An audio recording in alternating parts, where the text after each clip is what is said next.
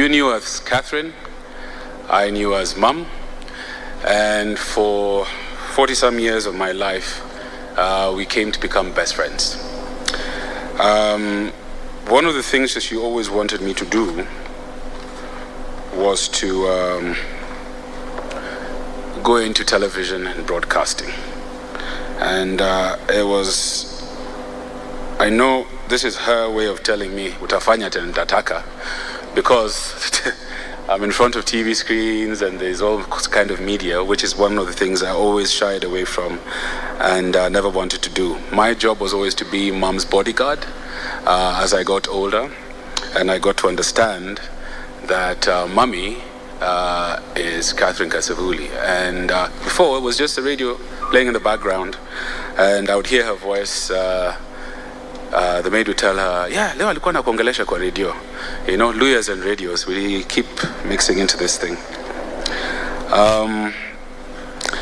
And on that note, for those who know me, I'm sure some of you are wondering, what is he doing? My mom and I formed a very special bond from, I think, the day I was born.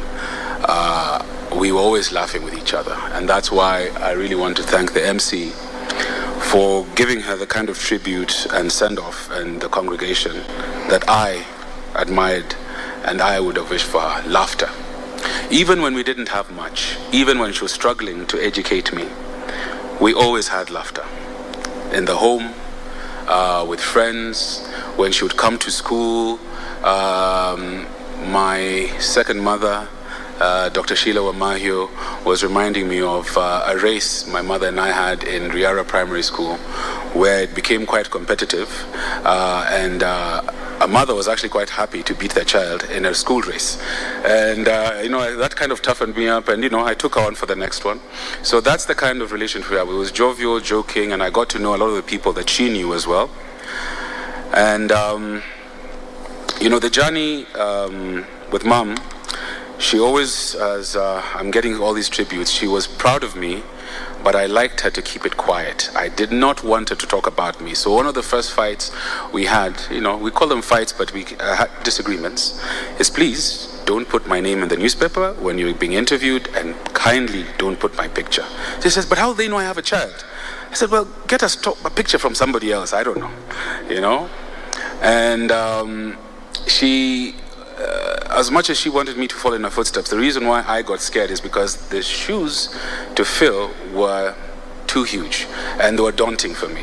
And I was like, I can never be as good as you in what you do. So I went and I did law, and then somehow she had her way and found me in Radio Africa doing commercial advertising. Then I went into advertising proper for 15 years. And then recently, when she really got unwell and I'd started a new job, I visited her in the hospital, and she says, Mom, Martin, what are you doing now? I said, well, I'm in security. She said, hey, things are that bad. Umekuwa watchman. I said, no, Mom, I'm in virtual security, and actually, we're doing quite good things. He said, oh, so, okay, that brown coat is not your kabuti. I said, no, it's cold outside. So anyway, so that was our relationship. She was very prayerful. She took care of me, she educated me, she made me laugh, she played with the neighborhood kids, and they used to say, you have the coolest mom out there. She would come and play shake with us. She introduced me to people whom I didn't know I should have been in reverence of. I just thought, Mom's friends. Then I started seeing Mom's friends on TV. I'm like, oh, okay. Then Mom's friends are doing this. And then I started, coming into it. But she was always humble. There wasn't an air about her. And one of the things that she really tried to instill in me was humility. And on the part of humility, I am very humbled by Kenya. You really have taken care of your daughter. You really have taken care of your friend, your colleague. At the time that the news came out, Mom didn't know she had cancer. So my job was to steal her phone. And Mom likes to go into YouTube, watch something religious, something entertaining. And actually, the last thing that I remember showing her on YouTube was, Samir, you're ruining the car. You're going to ruin the car. The rally one where the guy is going. And she was laughing, and that's what she wanted. And we got to spend a bit of time. Some of it was difficult on the bad days. And on that, I just want to encourage I'm not going to say Kenyans, I actually want to speak to sons and men out there. Please take an active role in the women in your lives as far as cancer screening is concerned. Okay? Gentlemen, please, if you're a son, start understanding what the signs are and how often regular checkups are important, and also about treatment. It shouldn't, she's my mom, so of course I'm there to take care of her, feed her, but also having the knowledge and taking early steps is very key and crucial. So I just want to encourage you all, if there's a legacy that I would like mom to leave, other than her profession and everything else she's done, is just to get men to take an active role in women as far as cancer is concerned. Please, gentlemen, step up to the plate. It is our time. To the honored guests and dignitaries, I cannot say thank you enough. To CS Ababu, I was very nervous when that picture was about to go out, and you gave me the opportunity. And one of the things that I can't remember who it was said, son, either allow us to help your mother or get out of the way. And I said, okay. So they said, this is what we need to do. And I realized I was still being my mom's bodyguard, being very protective. I didn't want,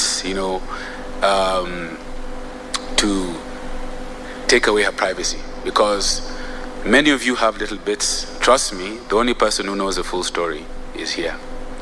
And I'll tell you this, she was the most humble of people, most conservative, beauty and glamour aside. Speaking of beauty, ladies, on Instagram, a shop is starting where I'm going to be selling mom's beauty secrets. It's starting at $19.99 plus VAT. So, Munione, if you want the real one, I can also sell that to you. Yeah.